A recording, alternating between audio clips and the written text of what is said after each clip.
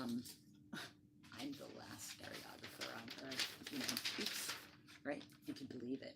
I have a new website, thelaststereographer.wordpress.com, and if you're shooting any of the 35mm stereo cameras that were the mid-century cameras that are basically released in the 1950s, 1960s-ish, then you should be shooting slides. Let me show you how to mount slides. Let me show you how easy and really fast it can be. This should not be daunting to anybody after I am just through this with this. I'm going to mount the little pile of slides within like the next 10 minutes. I'll just say that. Right now I'm using a light table that I made out of basically a lamp that is underneath a glass table, and I put a piece of plastic on it. So already this is something that, what is that, a rubber band? Oh my god. Sorry about that, my bad. So without making anybody seasick anymore, what I'm going to do is I'm going to take a film strip that is basically shot in a realist. I can tell that this is absolutely a realist camera.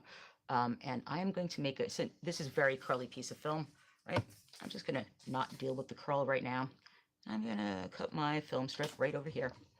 Just going to use a pair of scissors that I have already sharpened on a piece of sandpaper, actually. And I am going to make sure that I am cutting straight through this little black line that separates this frame from this frame. And look at that, I already am started on my way. Your cut doesn't even have to be that meticulous.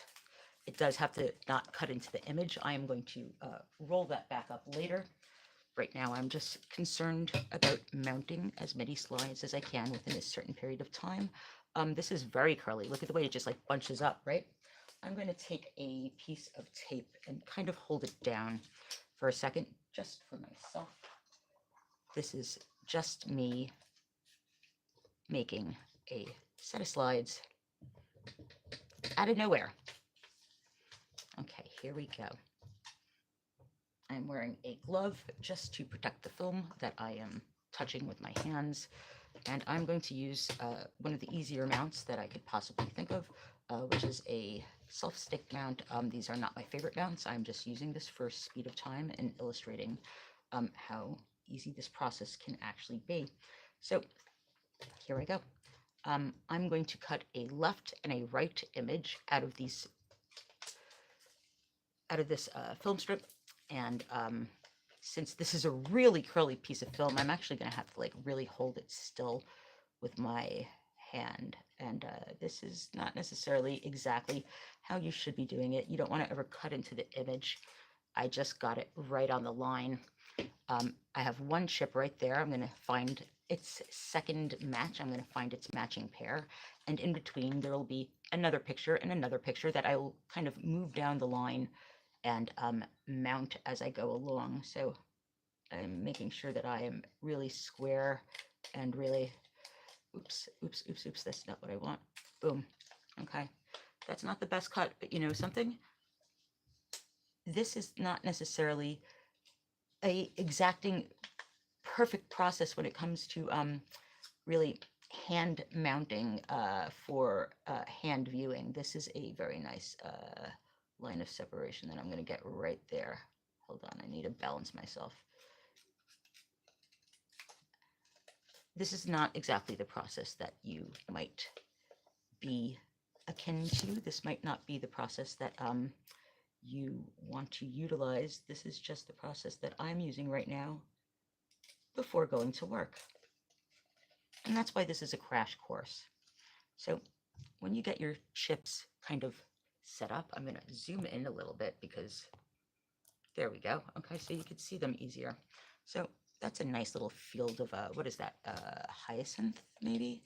Oh, these are very nice. I really wonder whose images these are. I was going to use my own, but yeah, one thing about using your own images is that you really have to look at your reels before you broadcast them, and I forgot to check them, and I don't know what's on them, so I'd rather use something beautiful that I have found that really deserves to be mounted and really kind of highlights how beautiful chrome can be.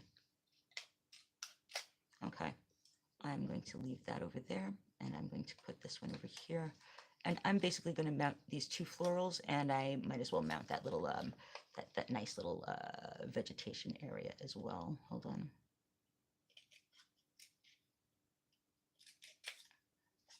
Okay, I'm going to start with these two. So here I have a pair of chips, right? I just cut them out of a film strip that I'm never going to be able to ever address again. Once you cut it out of the film strip, that's it. It only has one copy. So if you are getting your film developed, I highly suggest you get it scanned at whatever place is processing your film. The stickiness on this mount might not be the best, but it will still work for the time being. I'm going to put on the light for a second. So this mount, I just pulled off a piece of self-stick paper that will reveal the sticky part of this. And this isn't, you should really test it before you actually close that. But so I already know that these, I believe, need to be transposed. Let me see, this takes it. Let me, it's hard for me to free view for a second. Oops. So what I'm going to be doing is I'm going to be taking the right chip, the chip that was on the right hand side over here, and I'm going to be, excuse me, going to be putting it in the left little viewport, if you will, right? I'm going to put a piece of tape there very quickly, and I'm going to be putting this right over here, and I'm going to be folding this over. Once I fold it over, I really have to cut off that little tiny edge piece as well. Once I fold this over, this self-stick mount will actually stick to itself, and it may seem very permanent, but once you, when you're doing it, like, you know, just pressing it down very lightly for the first time, you can actually like unsnap it. And I'm going to take a film chip, a little tiny piece of tape that I have specifically for this type of job, and I'm going to fold this over, and suddenly I have a very usable, very viewable stereo slide. Let me just check this to see if this is accurately mounted. You can mount stereo slides in a manner that is going to produce an orthoscopic or like a real world view, and another way that will produce a pseudoscopic, which would be like a very unusual way to view. And this already, I can tell, is a beautiful orthoscopic stereo slide. And I'm going to smush this down because I like the way that this is right now. And boom, I just made a stereo slide. There is no processing with a stereo slide, with stereo transparencies, with chrome film. Like, you know, there's no extra step. There's no making a print. The actual film that you get is in true color. It's in as long as you process it correctly, as long as it is exposed beautifully. This is, I mean, like, I don't mean exposed beautifully, I mean exposed properly. This is just exposed beautifully, this entire strip. And this is something that is very, very quick. It seems very, very daunting to a lot of people. Perhaps you don't know the type of film you're supposed to use. Some people mistakenly think that there is a type of 3D film. It is not. It is just regular transparency film. I get it processed at a like, you know, a professional photo processing place that will develop E6 processing. There's other types of cinema type of processes that you can use as well. You can absolutely mount like negatives. Like, you can really do anything that's a negative, by the way. That's actually a pseudoscopic negative, and you can do really whatever you want. But this is just to illustrate how quickly, how actually, like, you know, like, I'm doing this. This is I'm actually going to stop at this chip because this is a beautiful set. I'm going to stop right there because I don't want to like actually fuck up any of the images.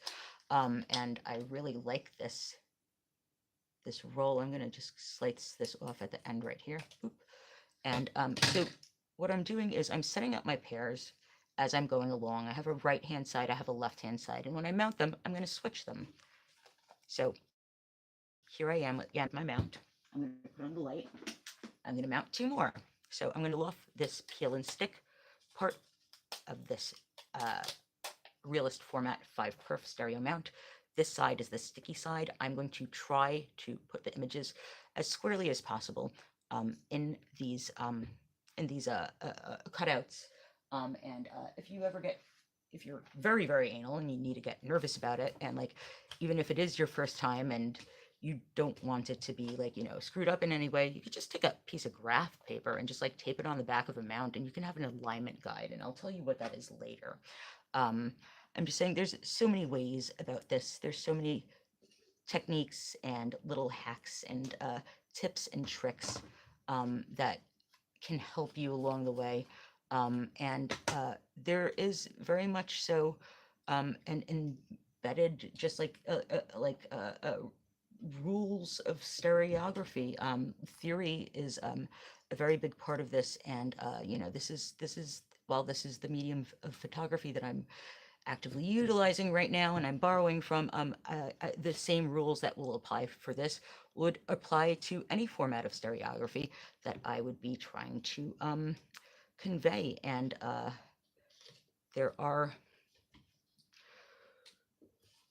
they are independent. They are rules of stereography, and they are independent of any sort of photography. They are in themselves, oops, excuse me, rules that are basically specific to stereoscopic communication. I'm going to look at this very quickly. This is gorgeous also. Oh my goodness, can't I show you these? I'll show you them up close in a little bit. I'm going to mount one more.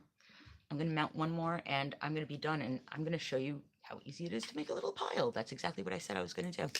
Here we are. You know something? I'm just going to take that off again, and I'm going to mount this last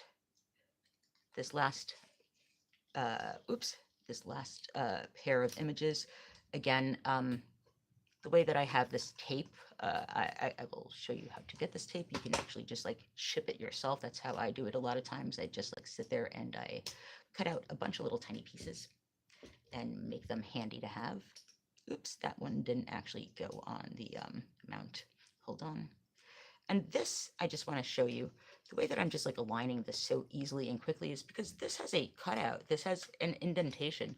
It's like a layered piece of cardboard on top of another piece of cardboard, and one of them has the square cutout and one of them doesn't, and it just falls in there nicely, even if it's very like jaggerty around the edge. Like, look at how imperfect my cut is right now.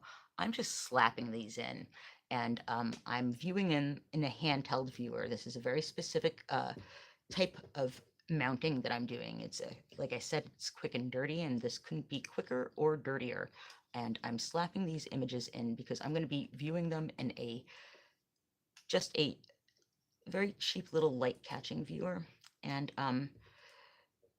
it's very forgiving at this type of when it's a static image, when it's something that is not necessarily.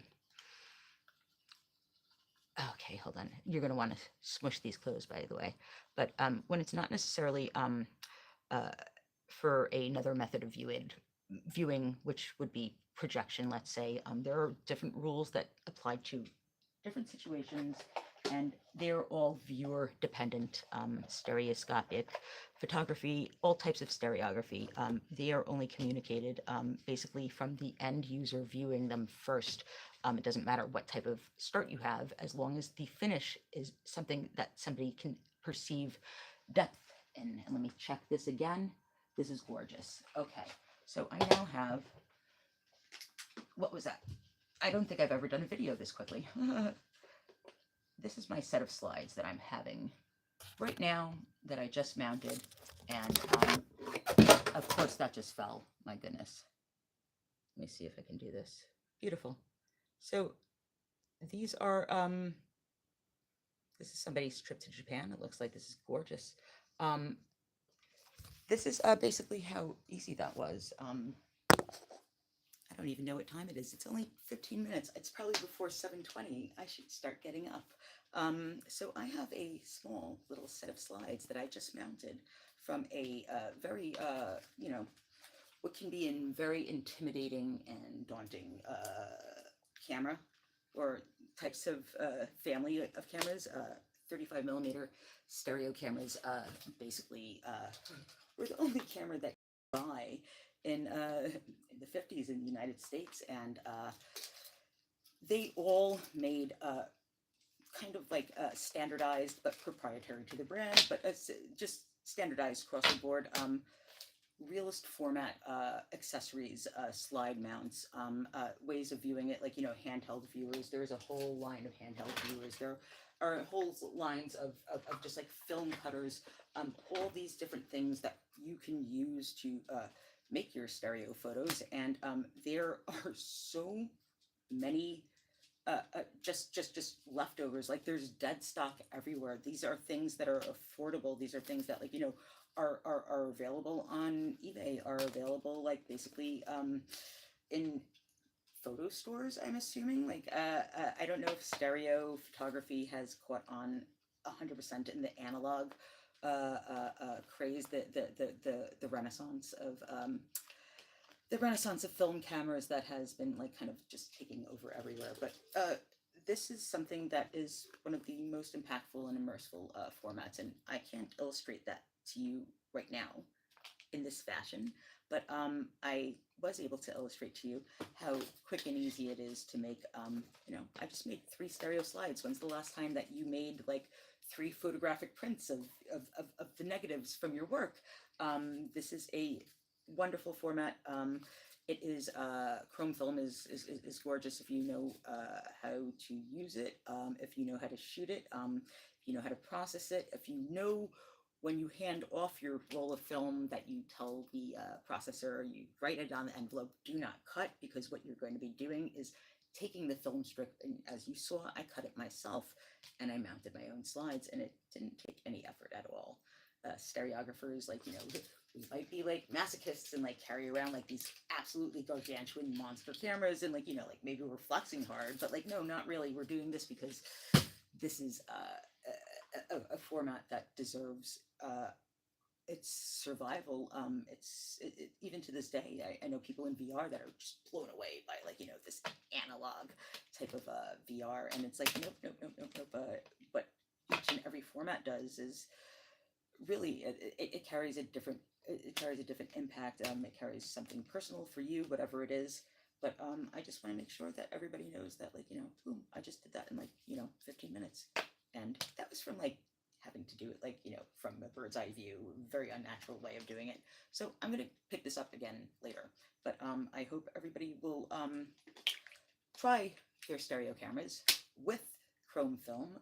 Get a roll of Acta, get a roll of whatever the fake Acta is, the rebranded flick film, get a roll of Velvia, you know, get something, run it through your camera.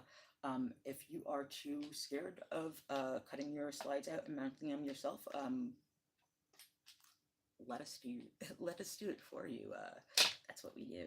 We will mount for handheld viewing. We will mount for projection. But in the meantime, try it yourself. If you don't want to use a roll of chrome, try it with a roll of black and white. You can absolutely mount a roll of black and white. I've had, you know, like as I said before, like, you know, this is an actual negative. Like, you know, you can mount anything you want, really. You know, you can draw on a piece of plastic and mount that. It doesn't matter. But this is something that will really. This is what 3D 35mm stereo cameras from the 50s are all about. It's literally about making stereo slides, and you know, each generation genre might have its format that it is kind of favoriting, but this is something that is it needs a resurgence. This is an endangered skill. It's not even endangered, it's extinct. I'm one of the last stereographers on Earth, because I'm one of the last stereographers on Earth. And please, if you're picking up a stereo camera of any sorts, if you're picking up an actual, you know, stereo camera that was made specifically for stereo slides, if you're picking up a 4-lens lenticular camera, an Ashika, a Nimslo, a 3-lens camera that's specifically only for lenticulars, not making a wiggle gif out of it. If you're picking up any of these cameras that multi-lens cameras, something like this is more of a not, but what you could make out of this is a different type of stereophotography, which would be like integral imaging. It's more to do with like I want to say, what's the word? It just escaped me. It's more to do with planoptic, not planoptic. Oh my God, I can't believe I can't remember it. Photogrammetry. Oh, excuse me. I'm so like, it's 7:30 in the morning. But that's it. We need more stereo photographers. We need more stereo chrome shooters. We need more stereo slide makers. And with the whole resurgence of popularity of film photography, with all what's going on in stereography in specifically New York City, I know like 3 people that had their own solo shows of their stereo images, like their stereo slide images, their anaglyph prints. There are stereo slideshows that go on. There are people that are making like documentaries on like stereo photography and like, you know, like trying to like hire stereographers for their, like, you know, their movie. And how many people are actually picking up stereo cameras and shooting stereo, shooting them with the intent of making stereo imagery that is a physical format, that is something that you can hold, that is something that, like, you know, is precious, and absolutely, it's something that has a value that is only communicated really firsthand. So it's a very personal experience. It's very profound. It's very impossible to communicate in other formats because each physical format is its own physical format. Watching film photography become repopularized only to be scanned and like presented digitally is a very strange concept to me. And there's value and there's worth in this that's worth so much more than you can possibly imagine unless you see it in person yourself. And if you have no opportunity to do that, you can make them so easily yourself. I should have just illustrated that to you. And good morning, and I hope everybody goes and tries a roll-on. Go try a camera on. Go try a roll-on. Bye. Good luck.